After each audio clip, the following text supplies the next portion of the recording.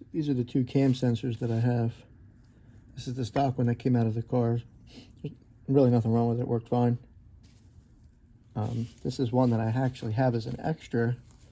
I saved it from the white car that I parted out. Again, I saved a lot of stuff from that car, and this was one of the items. Because I feel like if I ever have a cam sensor failure, why would I ever get rid of a second cam sensor? So this cap on this is an aftermarket cap. It's an adjustable, I think like a Casper's cap or something. It has a LED light on it.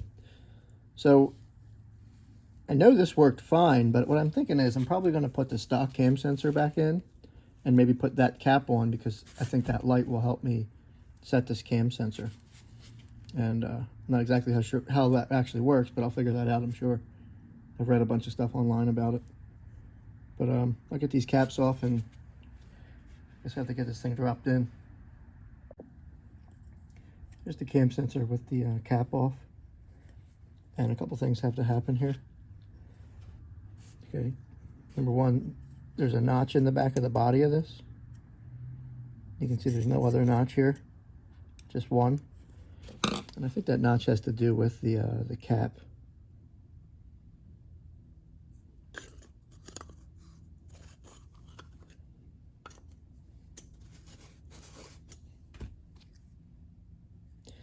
Yeah, see the factory cap.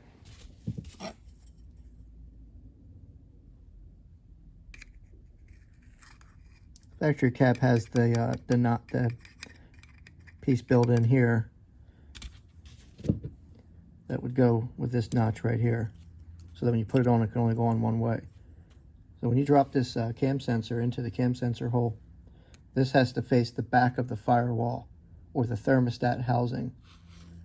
Remember, this is way up at the front. Everything is behind it. The whole motor, the whole engine's behind this thing. So the thermostat housing would be here, the intake and everything, the firewall. So this faces the back of the engine.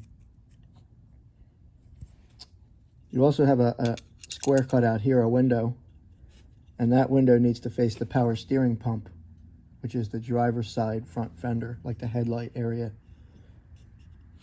But you can't just drop this thing in and expect that to land where it needs to, because it has this gear that has to mesh on the cam gear that's in there. So you actually have to go back about an inch, drop it in, and let this thing kind of fall into place. It'll work its way over. Once it meshes the gear up, it'll work its way over to the power steering pump or the driver's side headlight. And then once that's sitting in there, then I can install the cap and follow the cap procedure.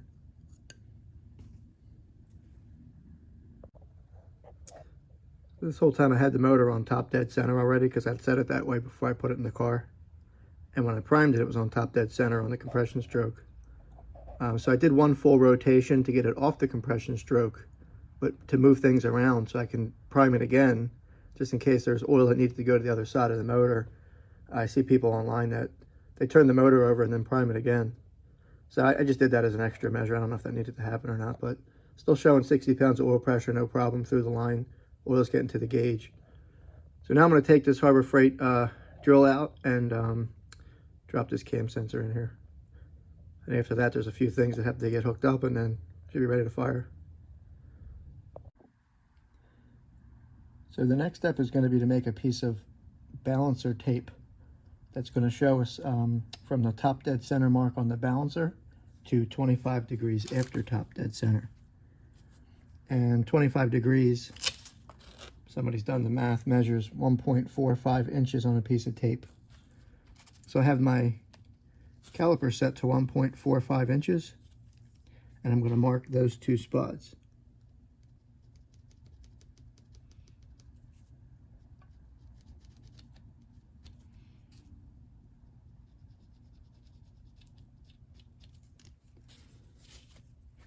This piece of tape is now going to be 1.45 inches long.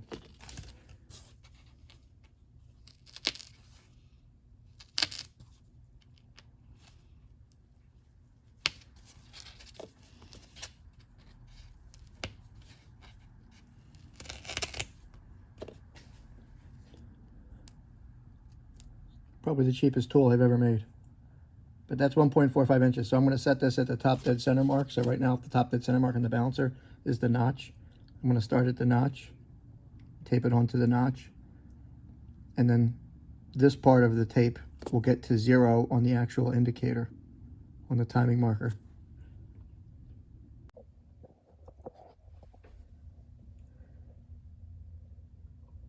Okay, here's my balancer. You can see it under the car. I originally had it at top dead center. So the timing mark, which is right here, it's a notch in the balancer, was up here at the timing pointer, which is going to be up here. That's how I put everything together. But when I primed it, I spun it around one full turn, and then I primed it a second time, and now I'm spinning it around again to get back to the original top dead center on the compression stroke. But on my way there, I stopped because the timing mark where the top dead center tick is visible right here. So I added my piece of tape right there. You can see it's at the tick, and it goes 25 degrees, an inch point 45 after that, which is 25 degrees after top dead center. So I'm going to spin this around.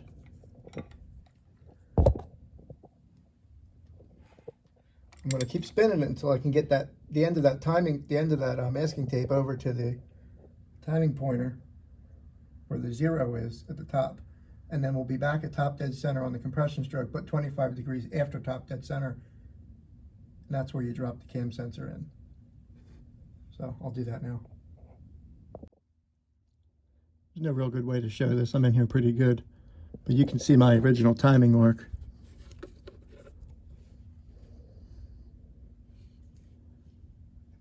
You can see the top dead center tick is right here, and I went past it to the end of the tape.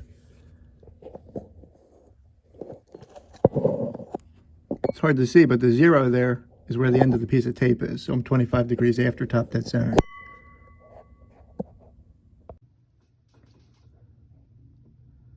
All right, you can see it dropped in. A little bit of fuss, but not much. The notch is pointing towards the back of the engine, and the window in that little reluctor thing is pointing towards the power steering pump or the driver's side headlight. So the cam sensor is in, and I screwed down the cap. Unfortunately, I did kind of put all the plugs and wires and everything on, so it's difficult to see what's going on here. But the way that this is the stock cap. I didn't use the Casper's ones with the LED light because it had a little bit of a process to setting it up, and I didn't feel like learning it. So I put my stock one back in, which is pretty easy to set up. I put the cap on, and it only goes on one way because it has that notch in the back of it. So you can see the wires are facing out of the front of the cap. And what I did was, once the cap is screwed down and the cam sensor is obviously loose in its bore because I don't have the clamp tightened down, I spun the cam sensor all the way clockwise to the right. So all the way till it tops out on the right side of where its travel can go. So basically spinning the whole cam sensor to the right. There's 3 wires coming out of the cam sensor. The middle wire gets probed for 12 volts on my multimeter. So I probed the middle wire and I got 6.9 volts, I think, somewhere around there. Some of the write-ups online say it should be 7.6 or 7.4 or 7.9, whatever it is. Doesn't matter, I was getting 6.9, which is fine, you're just getting full voltage. So what you do is you put your hand on the cam sensor and you spin the cam sensor very slowly counterclockwise in the other direction. And you spin it until your voltmeter drops. The minute that the instant that it drops from whatever the full voltage is, in my case was 6.9, it dropped down to 0.03 or something like that. But it happens in a split second, like in an instant. So while you're spinning it counterclockwise from its full clockwise position, you'll go probably like an inch, inch and a half, 2 inches, and it'll just go down to 0 immediately. And that's when you stop and you tighten down the cam sensor. And I think what's happening there is, and someone correct me if I'm wrong, but I think the cam sensor is it's finding that position where you have the window for top dead center, I think is what's happening. So we saw that reluctor was all full circle all the way around except for one window. And I think the minute that it gets into that window is when you stop it. I think that's what's going on, but I haven't really put a lot of thought into it. But it worked. Remember, spin the thing full clockwise till it stops and slowly spin it back counterclockwise until the voltage drops from full voltage down to 0 by probing the middle wire for 12 volts. and that's it.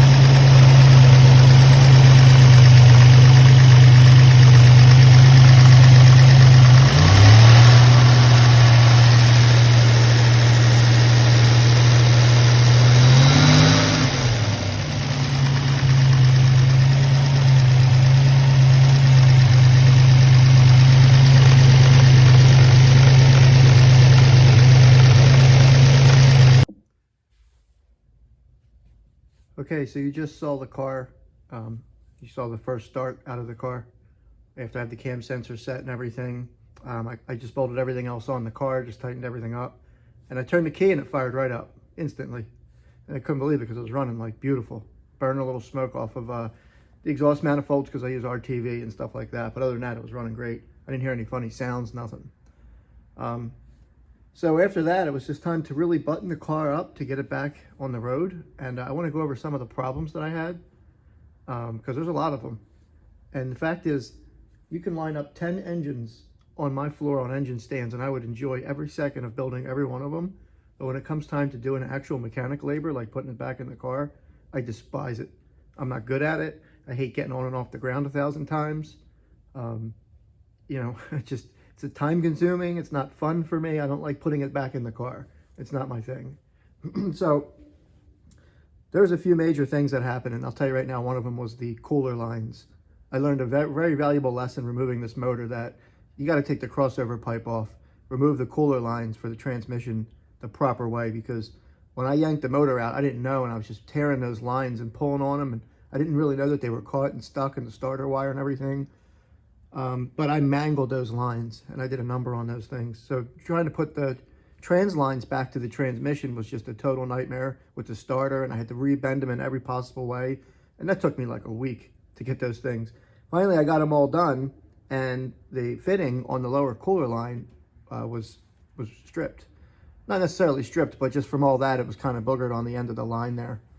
So I ran all over town for like a whole day looking for one of those replacement fittings.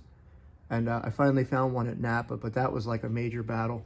And I got the new fitting and I put the line in, and I was able to get past that. But that was one of the big challenges. I was hooking up the shifter cable, and I realized it had broken half, which is a common thing. The shifter cables in these cars, they break down by the transmission, and mostly because people are pulling the transes out while they're still in the way and they're just cracking and breaking them. And I think that's exactly what I did. So that was like a major blow. I was like, oh man, my original shifter cable. Now I got to take the console out. You know, I don't even know where to get a shifter cable from. So I bought a G-Body Parts. Brian is great. I never had a problem with Brian at G-Body Parts. I had one in 2 days, $89. It's real tight and it was real small, and it's hard to fit that thing. It's hard to fish up through the floor, but that was a whole nother battle. But now it's on and it's working perfectly. So thank you to Brian at G-Body Parts. That's a good part to have. $89. I had no problems with that. But again, another battle was the shifter cable. So when you saw that car start in the last video, or in the last clip there, that was probably like a good that was probably 3 weeks ago, maybe even a month ago. And this is a month later that I'm talking about this part now, because I've been going through all these battles now for a while. I found an oil leak from the bottom of the car while I was down there screwing around. It was just pouring oil out, and it took me forever to locate it, but it was the oil return line from the turbo. The gasket had slipped out on the rear bolt, so it was bolted up tight, but the gasket had slipped out and wasn't bolted in with the rear bolt. So another night of taking that apart and redoing that. It's still actually leaking a little bit because I think the gasket's compromised, so I might have to take that out and order a gasket and fix that, but not the end of the world. The fuel lines down the connection down at the frame rail, they were pouring fuel out of them. I've literally fixed it 3-4 times now. I keep on replacing O-rings. I don't know what the problem is. I think the return line I put on here is a replacement classic coil line that I had from 10 years ago from my white car that I kept all the parts from. And The female end of it is a lot different than the original female end. I'm just having a hard time getting it to seal. It keeps on moving fuel out of it. So that's an ongoing battle. Right now it's good, but I don't trust it's not going to start leaking again. Let's talk about some of the bigger ones that I had. When I first got it on, you can see this intercooler hose right here. Because I have this Keith Meese plenum that's tall, it's taller than anything that ever came from the factory or any aftermarket ones. It caused a major problem for this hose right here. It was way up in the air like this because I had a short coupler on there. So in my work, I have a big bin of these scrap couplers. So this is just a scrap coupler. But I'm going to get there. Once I needed to get it mocked up so I can tell which one I'm going to actually order in black and how to cut it and what to cut it to. So that's temporary. But it took me a while to get that thing straightened out and get that to fit in there so that the hood will close because it was sticking way up in the air. It looked ridiculous. That was another battle. You know, one of the big things I had was there's a vibration in the car. And that was like, oh man, I'm screwed. Something's vibrating. And the first thing I thought was the torque converter because I had it freshened up. And if it wasn't balanced correctly or if it wasn't balanced at all, it will vibrate through the whole car. So it had a bad vibration. So that was kind of devastating. The first thing I did was I went under the car and I unbolted the torque converter and slid it back into the trans because that rules the torque converter out. So I fired the car back up and I still had the same vibration. And I realized it wasn't the torque converter, so that was a plus. But then I started going through everything. The intercooler scoop was hitting the bottom of the rad support. Man, there's like a million things I went through. I started to realize it might be the H&R motor mounts that I put in the car. The H&R motor mounts are known for noise vibration because they're a hard poly. So I thought that was a terrible mistake that I put them in there, and now the motor's sitting up too high and all this other stuff. But you know, I think what that turned out to be was quite the battle. I put the poly motor mounts in there, but the trans mount was stock. I left the stock trans mount in there, even though I have an aftermarket one. I have a poly small block Chevy one with the adapter from the old white car. So what I did was I unbolted the factory trans mount and jacked up the trans, and I saw that it straightened out the motor. And what it did was the valve cover was sitting on the back of the heater box, and it was touching it. So I actually, at some point, I did drive this car too, and I noticed it had this terrible knocking sound from the firewall. And what it was the valve cover was hitting the heater box really bad. So I couldn't even make like 10 pounds of boost. It would just throw a bunch of timing. So when I put that trans mount in there, it picked up the motor, took the valve cover off the firewall, and it was like perfect. The car is steady, it's smooth. I feel like it does still have a little bit of vibration to it. I think it might be those mounts. I can't think of anything else it could be because I've literally checked every box. So I think it's just the mounts maybe, but it's not a big deal. And also the car, I thought it had a very excessive rocker noise. Valve train was really loud on the first drive. And I mean, they're supposed to be a little noisy because it's now a roller cam, roller lifters, hydraulic roller lifters with link bars, the TNT shaft rockers. So I made a lot of changes to the valve train. But it was really loud and I was like, oh man, what did I do? But once I got that valve cover off that metal heater box shield, it really quieted. Now you can only hear it idle. It's not a big deal. If you had the radio on, you'd never even know it was there. When you're driving under a load, you don't even hear it at all.